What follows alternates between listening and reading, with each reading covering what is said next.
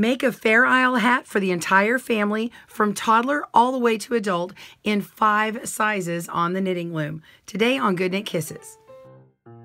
Welcome to GoodKnit Kisses. We're all about helping you stitch your love and love your stitches. I am so excited about our family Fair Isle hats pattern. This is graded in 5 different sizes. 5 sizes from toddler, which is this size, all the way up to a large adult size. Be sure and go to the link and down in the description below to get your pattern. There might be a few slight changes from what you see here, and of course you see my bad printer on this one, but you're going to get all the information that you need to create your own family hats. We need our notions, which is our loom tool here, a little crochet hook that's small enough to go in between the pegs for a chain cast on, or you could do a double E-wrap if you don't want to do that. This is a size F or 3.75 millimeter if you need that size, or whatever works for you. A tapestry needle, a row counter is a good idea. Also a tape measure. You're definitely going to want a tape measure for this one. Some scissors, and I suggest some stitch markers. I've got one different one for peg 1 and then a handful of them for like maybe up to 12 depending upon the size of the loom for the crown or the top part of the hat when it reduces and goes inward. You're also going to need your loom. We're using a 3/8 gauge loom. So this one is a fixed round loom. This is from a series of 3, and you can use all 3 in this pattern from Knitting Board. It's a 3/8 gauge small gauge loom, 3/8 spacing from peg to peg. And this one is 64 peg. This is 64 pegs here on the all-in-one loom from Knitting Board, and you can do all 5 sizes on the all-in-one. Now, if you choose to do one that's fixed, then you won't be able to reduce it as much, but we do have notes on the pattern. Also, another loom that would be good is if you have the X-shaped loom, big X, and it is able to reduce down just like this all-in-one. There's a picture I'm going to pop up above to do it on there. With the all-in-one or even a kiss loom, you're going to want to be able to adjust these insides in down. So on the all-in-one, I put the bolt on the outside and move my sliders to the inside, and you'll see why later on in the pattern. You're going to want a bulky number 5 weight yarn. If I roll it over to the back, you see that this one is a bulky 5, a US 10 needle with 15 stitches in a 4x4 square, 4" by 4" square, or 10 by 10 centimeter.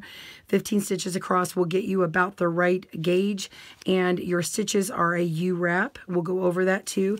I'm using 1 ball of each color. My main color here is Penny, and Smoke is my alternate color, or my color 2 or accent. It's Peyton's Alpaca Blend from Yarnspirations. There is 155 yards in each of these balls.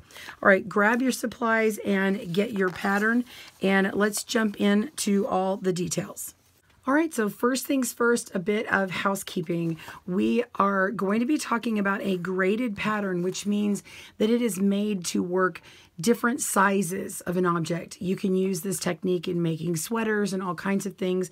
Today we're going to be making it for hats, and so it is a really good idea to just get a simple highlighter so that you can highlight which size you're using or take notes. So I've got one that's kind of a 2-in-1, so I can take notes here.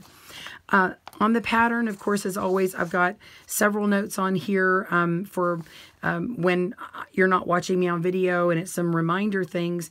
If you skip over to all the way to the measurements size and sizes area, we're covering size toddler, child, small, medium, and large. The small is more of a teen size, medium is more just a generic women's size, and large would be a men's size or just a large head size. When you get to measurements, here is where you can get a little bit messed up, so that's why I recommend a highlighter. If you know you want to do the smallest size, which is I'm doing today, I go to circumference, and I know that 15.5 is going to be the smallest size. See how in sizes here it says toddler and it's before the parentheses? I'm going to highlight, that's the size I'm going to do today. So if you wanted to print off all your copies for each size and highlight them different, you could totally do that. And you could even make a note on there. We've got a couple of handwritten notes on here. I'll go over that in a little bit, but this is the gauge, and this is what you want to make a little gauge swatch. And I've got videos on making gauge swatches. But I've got 16.5 stitches in a 4-inch, like in the width across when I knit in a U-wrap stitch, and 24 rows down in a 4-inch swatch, or 10 centimeters. And so this size with the yarn that I used, which we went over previous, is what I got, and that gets all these sizes here. So back to the measurements, the circumference, or the part around, is going to be 15.5 in the toddler size. If you want to see that in centimeters, then you would come over here to this 39.5 and highlight that for you. I don't use centimeters, so I'm not going to highlight that and confuse myself. And then where you see, so 15.5 inches, and then it has this part here, inches, that is the height. Okay, so 7.5 inches in height.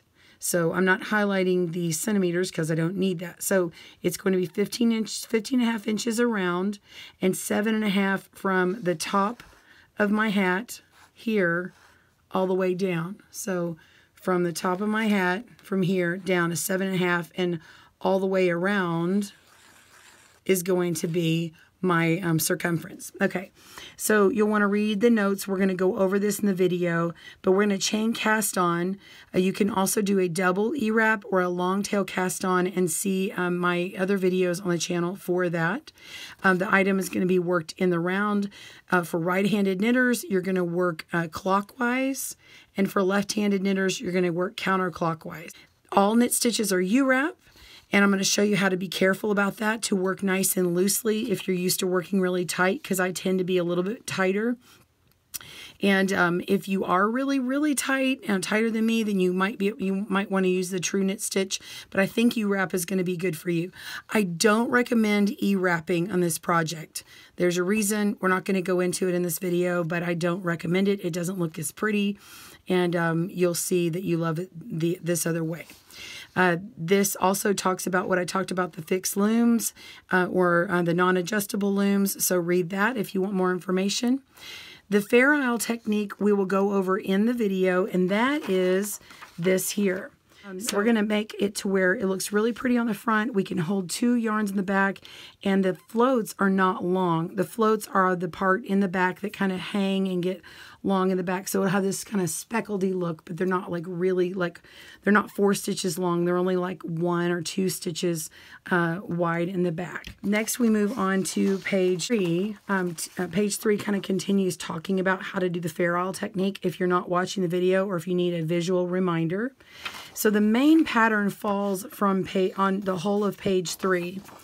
On the instructions, if we go to the main part here, right where it begins, instructions, with cast on, with A, which is color A, your primary color. So mine is this penny, the pink color.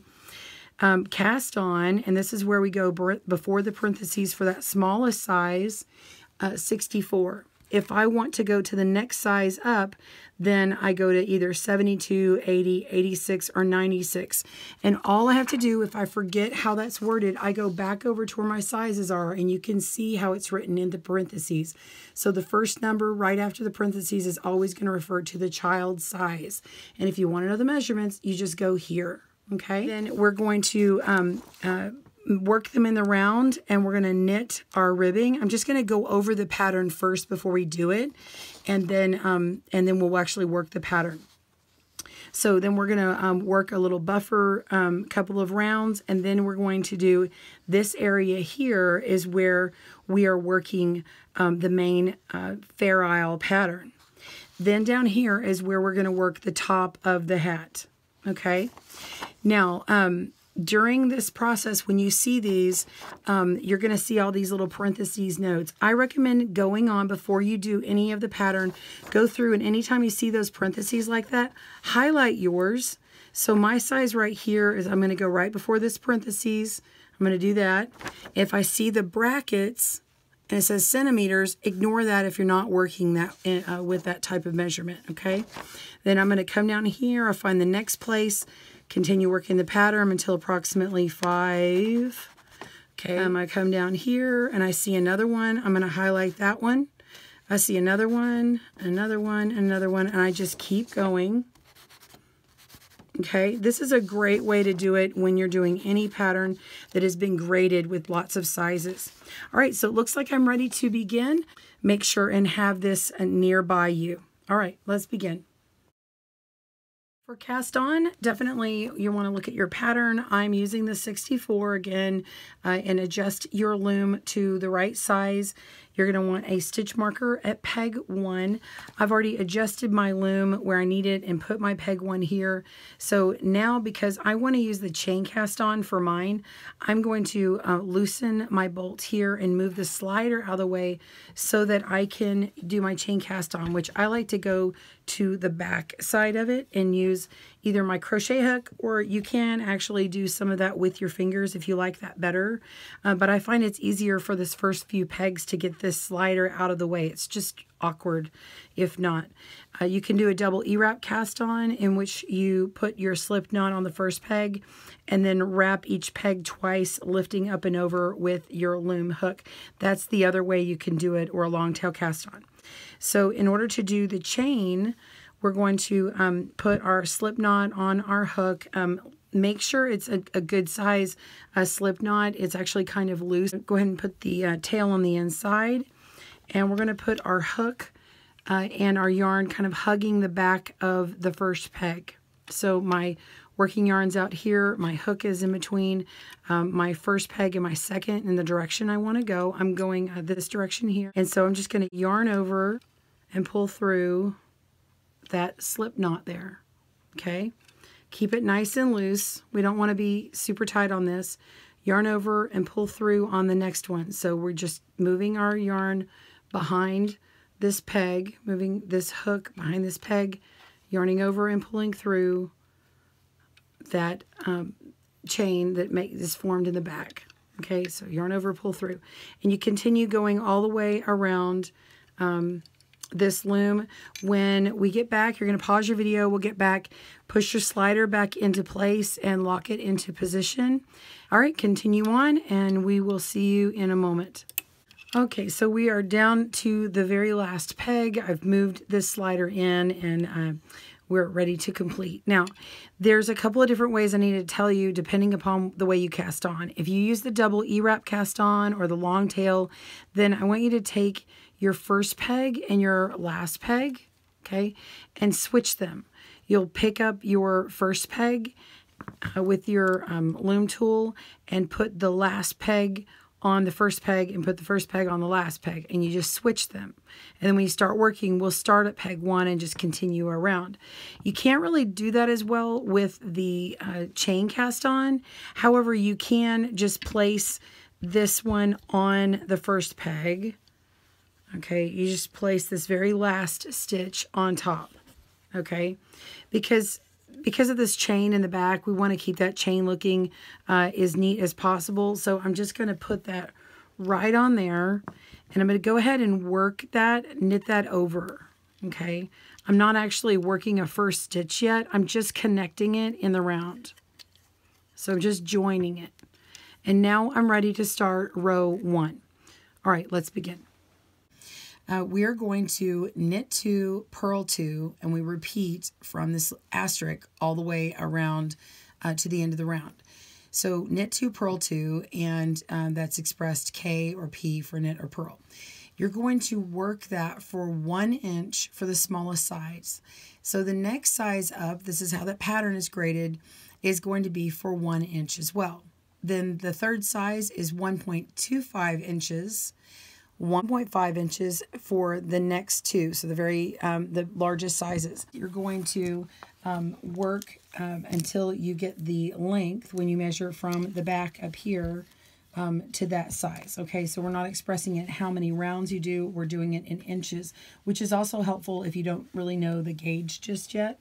So that's fine. So how we do that is we're going to knit, we're going to go around this first peg here, pull all the way back to get the right sizing. Lift up and over, and that's the knit. And then we're going to go around the next one. And I like to, after I've knit this over, I'm going to hold it with my pick while I wrap the next stitch, and I'm going to hold it in the back and knit over like that so that it keeps that gauge nice and loose. And then I can hold it in the back, and I can put my yarn to the front for a purl. And purl, pull that loop up. Okay, pull it off, put it back on, and tighten it up. Not too tight.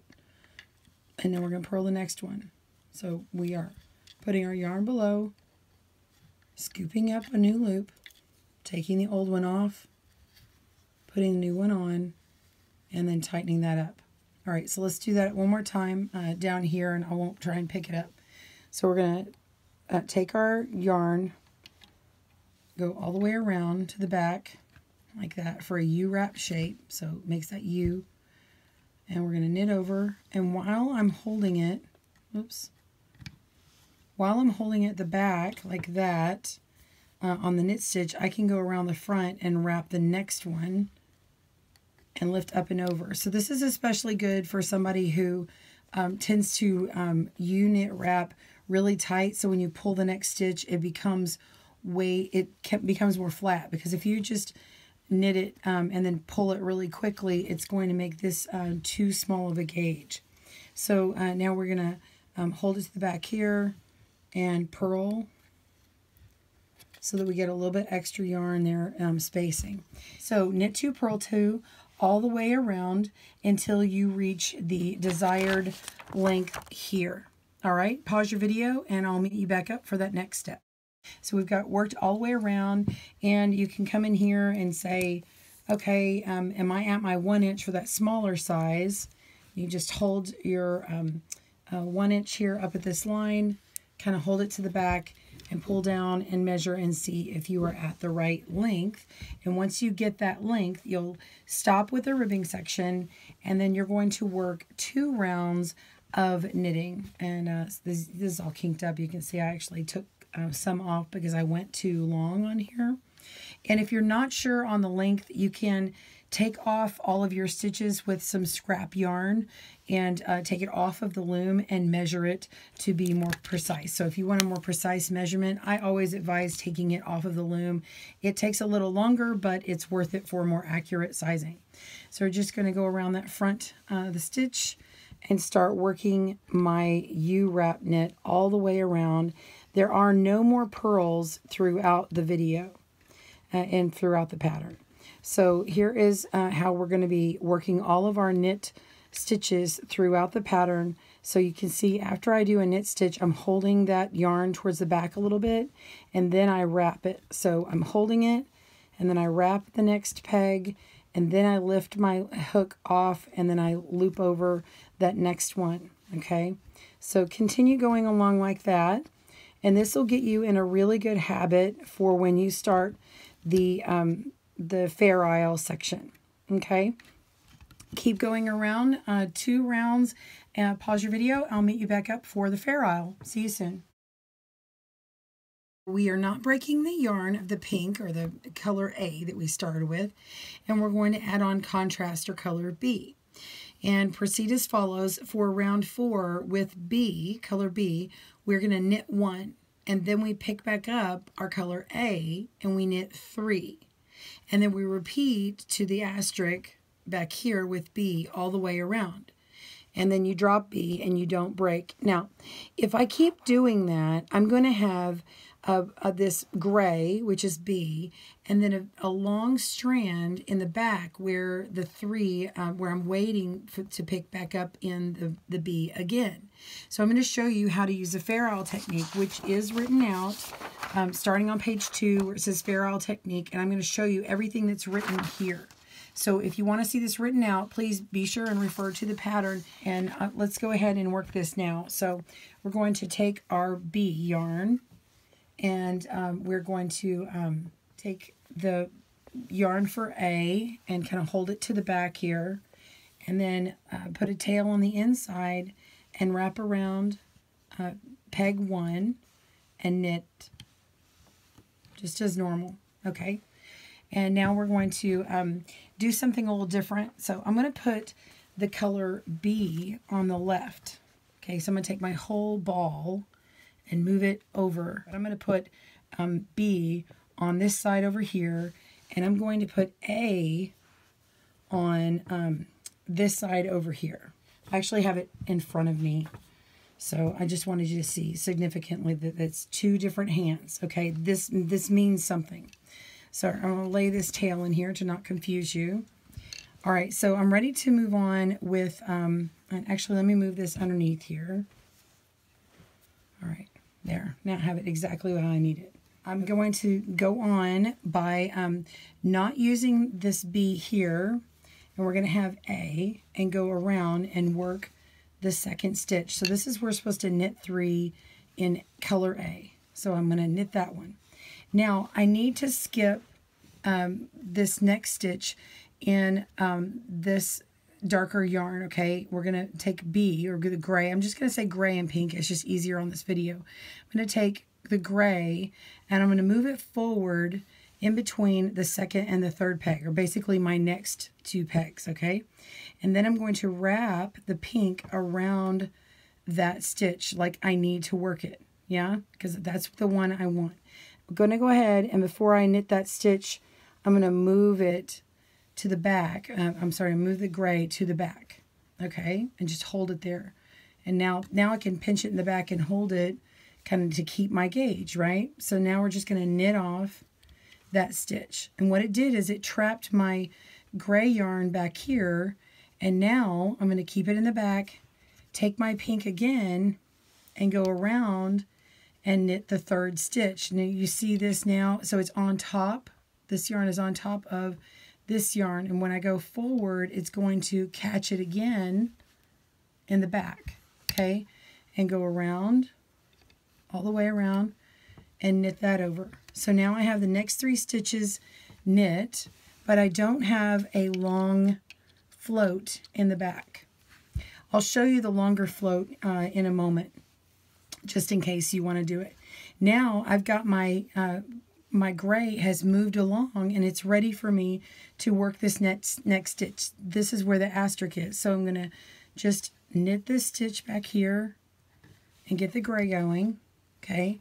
And we're going to grab the pink and knit that next stitch, okay? Now, so every other one, instead of knitting the gray in the front, I'm actually just going to move it forward, wrap around with my other hand, and then move this one back. See how I'm using 2 hands at the same time? So I'm going to move the gray forward, wrap with the pink, move the gray back, knit over, okay? Then we're going to wrap the pink. That's that third stitch, knit over. Okay, ready for a gray. Wrap with the gray, knit over. Wrap with the pink, knit over. Move the gray forward, wrap with the pink, move the gray back, and knit over. And wrap with the pink.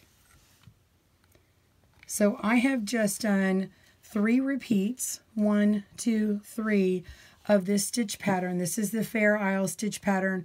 This is for round 4. Okay, so you're going to continue all the way around working this.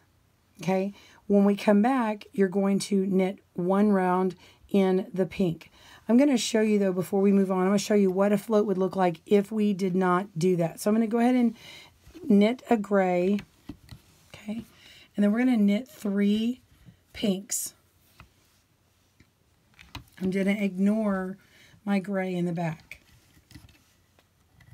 Don't do this, just watch it. Okay, and now I'm going to grab that gray, because I need a gray on my 4th stitch, and knit over. Let's look in the back. Do you see this really long thing? I'm calling it a float because you can see how, oops, I didn't even knit it over. You can see how it's just hanging on. It's just this really long thing. But here, it's nice and short. It's once you get a whole bunch of them in here, it's actually not noticeable. What's going to happen is going to look like this in the back. See how pretty that looks? But can you imagine how messy it would look like this, and if you got a ring caught in it or a hair tie or anything like that? So you're going to continue working the way I just showed you. Back up the video, pause, slow down, rewind, whatever you need to do, and I'll meet you back up for the next rounds to show you what to do. All right, so I'm going to show you how to undo that if you forget. I'm going to go back here, move this forward, wrap around, move it back, and that's how you trap it in. And then you just work your third stitch as normal with the pink. And then now I knit that gray. Okay, so now I fix the back. Pause your video and complete round 4, and I'll see you soon. All right, so your round 4 should look like this. All your floats are trapped in. You're going to ignore this gray color or your color B and go ahead and work 1 round in color A or contrast A. So that's this area here, round 5 with A, knit. When we come back, I'll show you how to alternate on round 6. Pause your video and I'll see you soon. You are ready for the rest of your pattern on the fair isle, which is round 6 and 7. So 7 is just the same as 5, so you just knit around in between with just the main color, which is A. But the trick here is when you get to 6. So you're going to shift that alternate row. So it's going to look like this. So the first round, we worked this pattern here. So we worked this accent, and then we have a round of just the same main color here, and then the next round just shifts over.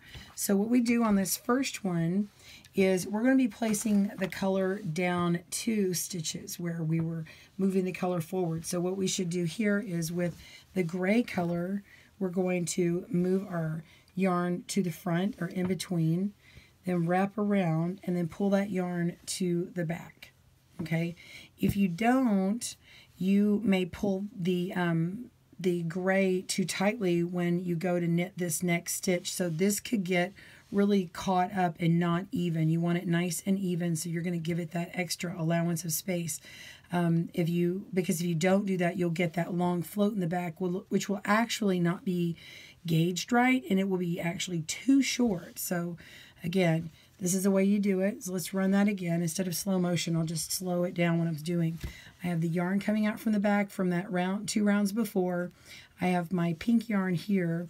I'm going to move this gray yarn forward, which is between the very last stitch in my first one. We're going to go forward like this, okay, like that.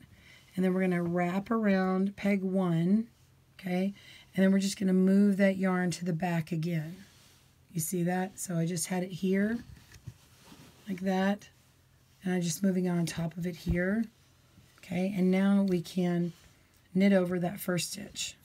It's a little harder on this rectangular loom here. Your loom may look a little different than mine. I just want to make sure that you add that extra amount of yarn in the back. That's really crucial on this round.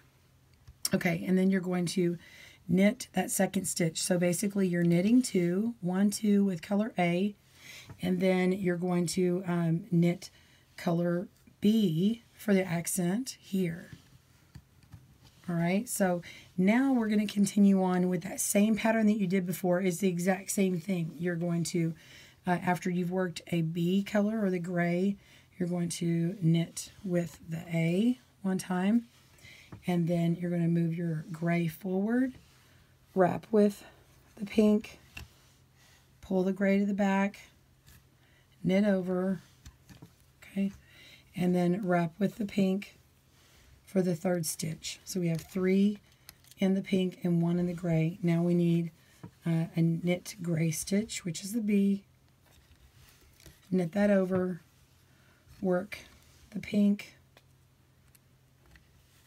knit it, do the stitch here where we're going to hide it, we're going to lock it in. So bring the gray forward, wrap with the pink, bring the gray to the back, knit over, and wrap with the pink. That's our third knit stitch, and repeat with the gray again. Now that you can do a round 6, you're going to knit a round 7 in A, just as we did on round 5, and rounds 4 through 7 form that Fair Isle pattern. And then you're going to continue in the pattern until work from the beginning, or that brim, measures approximately 5.5 inches for the smallest size and continues on up with these other sizes. Now, if you notice, I did change it. It was 5. I just noticed the error, but the rest of the pattern is correct. I just, I noticed it, so the rest of the video actually says 5 in it. Ignore that. Just see what's actually in your paper pattern. So the Fair Isle pattern is just these 4 rounds. You're going to continue just like this one until you get the measured length, okay? I recommend getting a scrap piece of yarn. So get some contrasting yarn, something that's nice and smooth, not too fuzzy, and not the same yarn as this, especially if this has a natural wool or something that's going to kind of grab onto itself. And you just put it through all the stitches, take it off of your loom, and then you can measure it on a hard table really well. This is a great time to measure your stitches for your gauge if you forgot to do it as a smaller little sample in the very beginning. And then make sure when you pull it off the loom, looms always stretch it out. So if this is your first hat, or you haven't done very many, it always stretches out the stitches like this. And so when you pull it off, you want to kind of pull on it like this. This one I've actually taken off the loom and put back on, so it's really in the proportionate amount of stretched out. So anyway, go ahead and do that. Knit your stitches, pause your video, come back when you've got it the right length, and we will move on with the top part of our pattern in shaping. See you soon. Once you have the length that you want, you can cut this color B here and just let it lay inside your loom. We're only going to be working with the main color throughout, which is contrast or color A. This section is for when you have knit to the proper length, and we're going to shape the top. Let's look at our pattern. We have a section for non-adjustable looms only, and then we have shape top. So once you've worked your pattern length right here, then if you have a non-adjustable loom, which is one of these round looms that you can't use the sliders and move in, then you're going to go to round 8 and knit a round in the main color for 1 inch. So you work round 8 for 1 inch and shape top. So you continue to shape top and working rounds 1 through 7 only. So 1 through 7 here is all you're going to do in shaping for your top. So you need this extra inch. Doing both of these together will get you about 1 inch. And if you have an adjustable loom, like this one back here, the all-in-one, or one of the other adjustable looms on the market, you will do the shape top rounds 1 through 13. If you still want your pattern to be longer, like when you looked at the original sizings, the original measurements, and you said, oh, on the height, I actually want it a little bit longer than this, you want to add an inch or whatever, this is the place to do it right here. So do that before you start the shape top section. All right, so we're going to continue on the pattern. Be sure and work it your extra inch here, or start here. We're going to start with round 1, working your first decrease. Grab your extra stitch markers and we'll begin. To shape the top, you'll notice on the instructions that it says round 1 with A, knit 6, and then knit 2 together, repeat a round. So that's every 8 stitches. So we want to take our extra stitch markers, which are different from our peg 1, and we're going to go ahead and place them at every 8th stitch. So I've kind of pulled this one so I can see it. It's 1 from the beginning, 1, 2, 3, 4, 5, 6, 7, 8. I'm going to pick that stitch up and place my marker. And I'm going to go ahead and move my 7 to my 8 because this is where we're knitting 2 together. And the reason why I want to mark with this stitch marker is because as we move our stitches in, if I keep my decrease everywhere I have my stitch marker, then I'll have this really nice reduction, and all my decrease stitches are going to line up evenly and nicely. That's why I want to pay attention where my first peg is and all that. So go ahead and take your markers and go all the way around. So now we know that this next one is a peg 1, so to speak, and count off 8. So 1, 2, 3, 4, 5, 6, 7, 8. Pick that up, place the marker, and move peg 7 onto peg 8. Just like that. Once you go all the way around, then you're actually going to do what it says, and you're going to knit 6. So you would knit these first ones, and then when you're going to skip that blank one and leave your yarn in the back, and then knit these 2 over 1. So you would knit those 2 together. So let me show you that now. So this is round 1. We knit 1, 2, 3, 4, 5, 6, leave that yarn in the back and knit these 2 together, and then you repeat. So you're going to do that all the way around. Pause your video and come back. We're going to move the stitches inward together next. Okay, so the next round after you decrease is a round 2, which is knit. So every other round is going to be knit. There are no decreases. So before you can do that, you need to move the stitches in by 8. So on this loom, I can loosen this bolt here and then scoop my slider in by once, which reduces it by 2 on this side, and then another 2 to 4. And then I do that on the other side here. But I'm going to have to move some stitches inward in order to get it there first. So you're going to leave the ones in the middle relatively the same. You just kind of have to decide which ones you're going to do. So to make it easier, let's look first before we move. On the end, I have one that's missing here. You can see that my last stitch marker is here. I've used 8 stitch markers around on this particular size. I've got a missing one here and a missing one here. So I know I can move this over twice on this side and get these 2 empty. Okay, so I'm going to kind of mark this with my finger. These are going to go on this side. Over here, I have a missing one here and a missing one here. So if I move all my stitches down that way, I know that I have 2 that I can move down on this side. So it's these here. Okay, so these here are going to move down this way. So this empty one here and this empty one here are going to be taken care of here. And then I have an empty one here and an empty one here. So these are going to move this way. So you just kind of have to gauge and go, oh, I know that I'm going to be moving these stitches from here over down this way. Okay. And I'm going to be moving these stitches down this way. But down here, I'm going to be moving them towards here. Okay, I don't know if that makes sense to you, but you're going to have to kind of look at that every time you want to do it. So I'm going to start moving these stitches down, just walking them over. Okay, so I won't go over this on every round, but I can kind of point it out a little bit. So we just start moving the stitches one by one, and if it gets a little bit too much, you can kind of push that slider in and move it that way. You can also pick them up and hold them as well. And once I've moved this one, let's go ahead and pick up peg 1's stitch marker there and see that. Okay, so we're going to move that in. I've only moved this down by 1. I've got to move it down one more time. So I still have this one here. So I'm going to move this last peg here. Okay. And then I'm going to move the first peg here to this slider.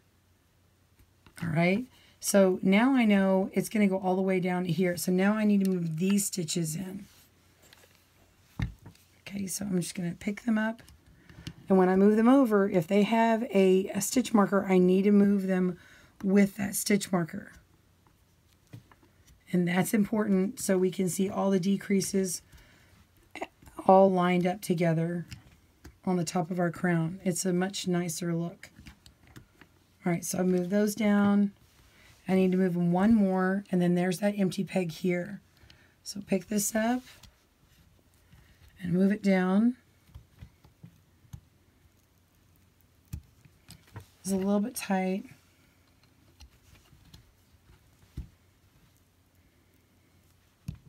All right, so if it's a little bit tight, what you can do is pick them up like this, one by one, and kind of walk it down. Okay, if you're going to do that, again, remember that you may have a stitch marker, and you're going to have to grab them all at the same time and make sure and not lose it. So I don't want to drop that stitch there.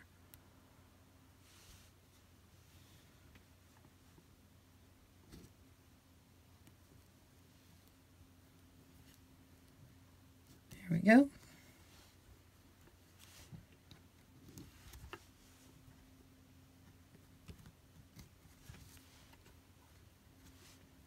And just continue. Nope, it's still tight.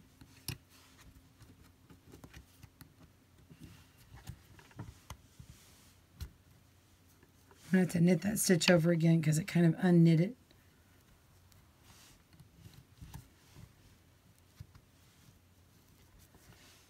All right, you can see that was a little tight to work. Once I get this last one on here, I'm going to go ahead and make an adjustment. I'm going to fix this. And that belongs on here, so let's just knit that. There we go. See, I just adjusted. Okay, so I've already moved these down. Let's go ahead and make this line up correctly. And screw that on. Okay, so now you know how to do that. It's taken me a while to move those down. You're just going to start moving and walking these other stitches down here. So we know how we did it on this side. You're just going to continue doing it over here. So now that you know how to move those in, go ahead and continue moving them. You've got some extra slack, so you can go ahead and tighten up your row just a little bit and pull the slack out like that. And make sure, you know, so like this has a little bit extra here, so you might want to kind of pull on it. You know, see how once you move the stitches in, it's got a little bit extra slack, and then pull on that and get that nice and even. And then knit your round, which is the round 2. Pause your video. I'll meet you back up for round 3. See you soon. Okay, so I've reduced my stitches down, and then I did an extra round of knitting, and we're back at round 3. And instead of knitting 6 and then knitting 2 together, we're knitting 5. So you can see that rounds 3 and 5 and 7 reduce by 1 each time. It was 6, 5, 4, 3, and actually round 9 does 2, round 11 does 1, and then we knit 2 together here, and we completely eliminate the one before. So that's how all these rounds go, and then in between is a knit. And if you want to double check your stitch count afterwards, these numbers here will show you what it reduces. So once you do this part, your number will reflect this. So the main looking that you need to do is when you're moving them. So now I just knit 5 together, and I will know that because the stitch here with the stitch marker on there, you're going to put the one right before it. You're going to move that on top. Once you move that on top, you can see that my peg 1, that needs to be knit. That's 1, 2, 3, 4, 5. That's that knit 5, and then knit 2 together. And then over here, knit 5, knit 2 together. So I'm going to pick up the second to last one and move it on top of the stitch marker, which is what we did before, and keep doing that all the way around. Okay, so we just move our stitches to decrease, then we actually work the row to decrease, then we move the stitches inward, and then we knit one more round. So that's all we're doing. So we knit 5 together, knit 2 together, repeat from around. I'll go ahead and show you how I've worked the stitches in, but you will see, I'm going to give you a hint as to how to move this inward. So I've got an empty peg that's going to appear here. And you see the stitch marker inside here? This one, next to it is going to be empty, so it's going to move in. So that's what we did before. So you see how my stitch marker moved in one here? So I'm actually going to move my peg 1 down again and move these this way. And I'm going to look at the 2 empties on this side and move them this way so that I push keep pushing in this slider. Let's not just move it just yet. But this slider is going to move in by 2 again. Okay, 1, 2, and then it's going to move in 1, 2 here. So I'm going to pause my video and show you where it is again. And we won't spend too much more time on this, but it just keeps reducing this way. But I'm going to come back to it just so you see where mine is. All right, continue working on round 3, and then round 4 is a knit. Pause your video and I'll meet you back at round 5. See you soon. This is just after 2 rounds of decreasing, and you can start seeing how it's kind of puckering up in the back. You can see it kind of going inward like this every so often. What it's doing on the inside here, which is actually the right side, you can see the stitches are kind of leaning over that direction, and they're here as well. They are constantly leaning on top of each other in the same direction because you are putting the stitch right before on top of that stitch. If you switch them every time, then you're confusing the top of it. It won't have a really nice same leaning decrease. So you're going to go ahead and continue on round 5. You're just going to knit 4 and then knit 2 together. So moving that second to last stitch over, putting it on top, and I had moved my stitch marker in 1 more for peg 1, so that's 1, 2, 3, 4 that are knit. You'll have that blank one, and then here. So you don't have to really think about it as much now.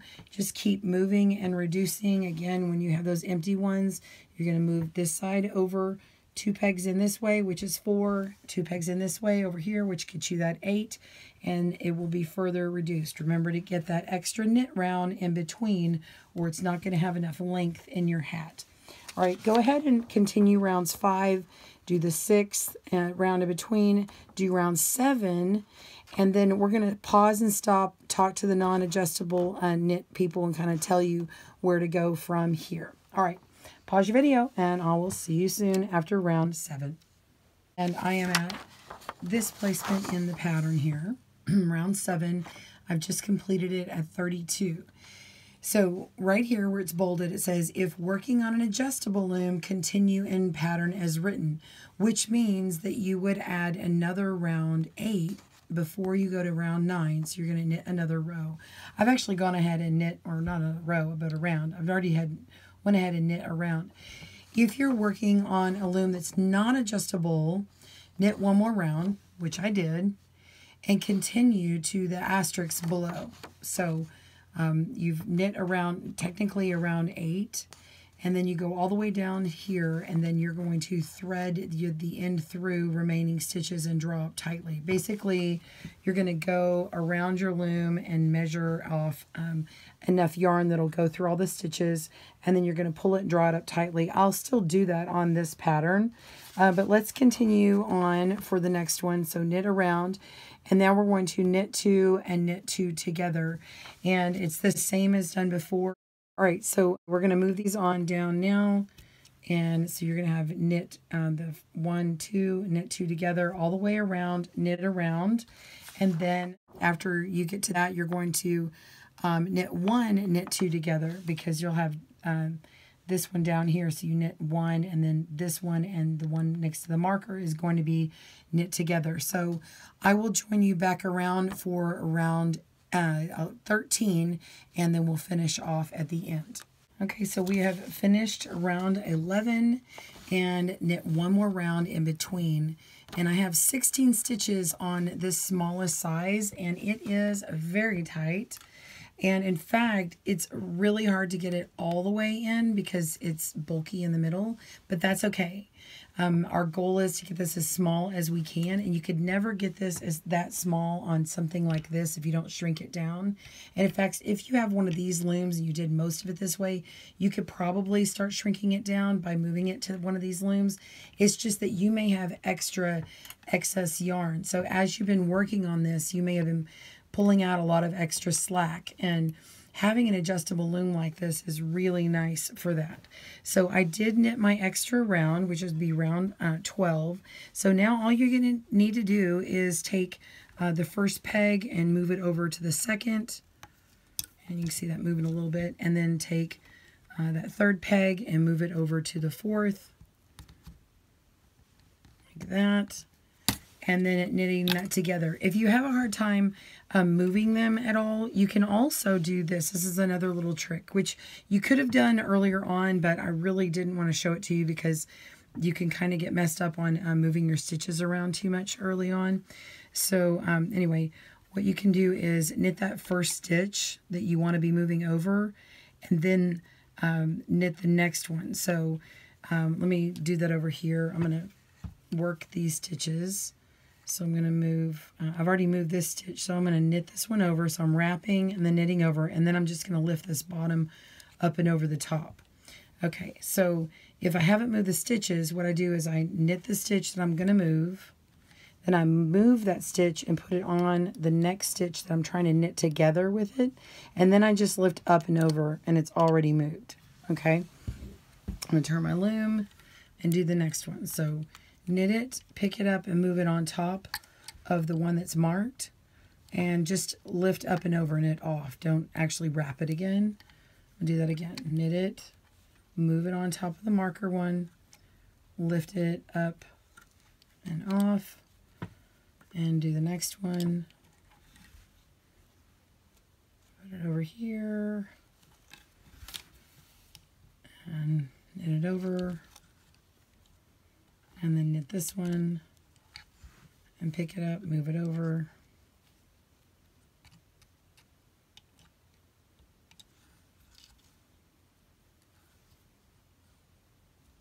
There we go. And then the last one, knit that, whoops, there we go, and lift it off. So I've got it down to 8, and then it says break yarn, leaving a long end. So I actually don't knit another round, so I don't have to worry about moving these stitches in or anything.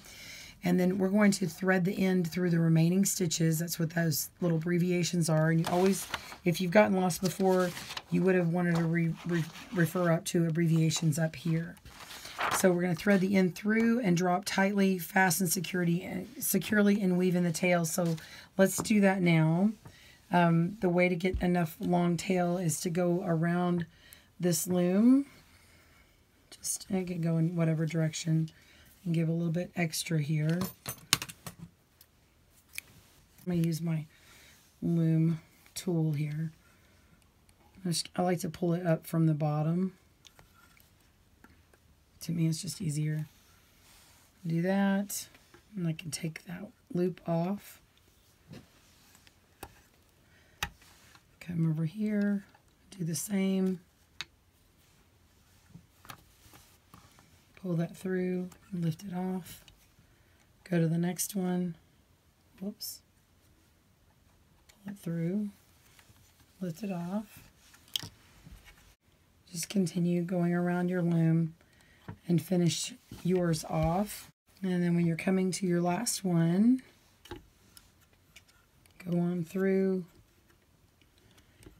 And then it's going to be tight on this one. So what I can do is once I get it through that last stitch, I'll just leave it where it is and then go ahead and loosen up my sliders like that. And then I can pull it through this way. Okay. So you can see that it's like a little bit pointy here. So I'm just going to kind of stretch it and pull it out like this. Kind of hand block my stitches like this. Okay. And so you can see that I've significantly reduced this crown or this top of this hat. And you can see where all the sections were, and it has this nice reduced stitch, has this little like a pinwheel pattern at the top. And so we're just going to pull those stitches tight, and it's got a really cool tailored look to it. And before you pull them all the way through, that's when you're going to thread your needle and go down inside, and we'll weave in those tails.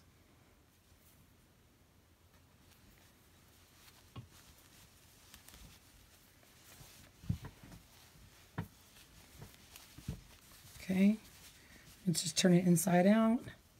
And you can see it's added about 2 inches to the top here. So if you had only done part of the crown reduction, then you would have had to need that. You would have needed to add that extra inch before you started it in order for it to have enough length. All right, so I'm just going to pull it through a couple of these stitches here and leave a nice little loop here, and I'll pull that on through, and that'll secure that. And you can check it on the other side, make sure you like how that is. There's a little bitty hole right here, so you can actually just kind of gather that up and enclose that gap. It shouldn't be too big. It may also depend on your yarn and your loom, and that kind of pull that in together. And you can pull in other stitches if you need to. But it should catch most of it. On needles, you can do this very easily, but with the loom, we've got so much extra spacing that's involved. See, that's really drawn in nicely. I think that looks really nice. And then I'm just going to go through a couple of stitches here. And then I'll cut my tail in a moment.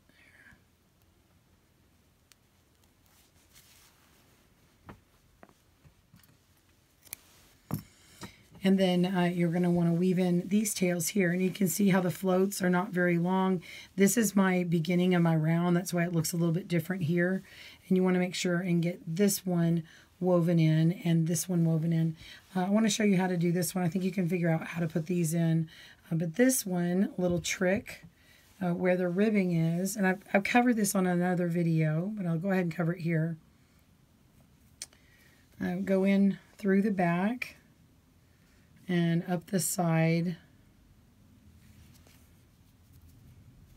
and over to the ribbing section. Okay, so you've got it led up to this the back of this purl stitch here, and you see how there's like a little bitty bump from where it began. You can actually draw it in and finish off this chain here to get it more even. So I'm going to go through this little chain edge where this stitch is. It's pointed like a V. I'm going to go around and then around the outside here and all the way over here. And then that draws that in a little bit more. And then I'm going to go up through the back of this. It looks like knit stitches, but it's actually the back of the purl. I mean, they are knit stitches on this side, and I'm just going to go around the side of them. And if you have a bent tapestry needle that's actually metal, it actually goes around here really well.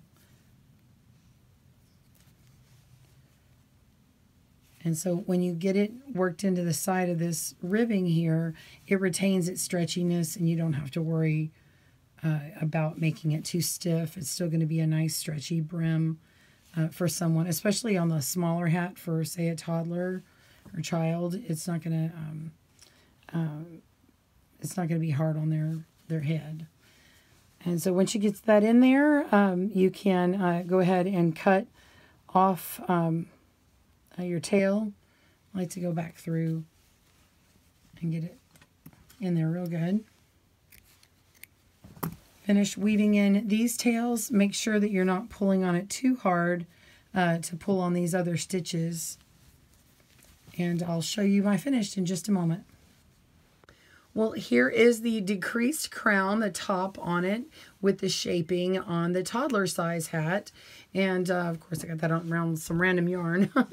But this is a really pretty top. I hope you enjoyed it. And the floats inside I think look really nice. It feels good. It's not catching on anything. I wouldn't be afraid about catching it on my ring. So if you want to see more videos like this, be sure and subscribe. Also comment down below and let us know what you'd like to see next. To get patterns before the video comes out for free in your inbox as a PDF. Join the VIPs and you can get that as well. If you hit the bell icon, you will get notifications whenever we go live and also have a new video every Friday.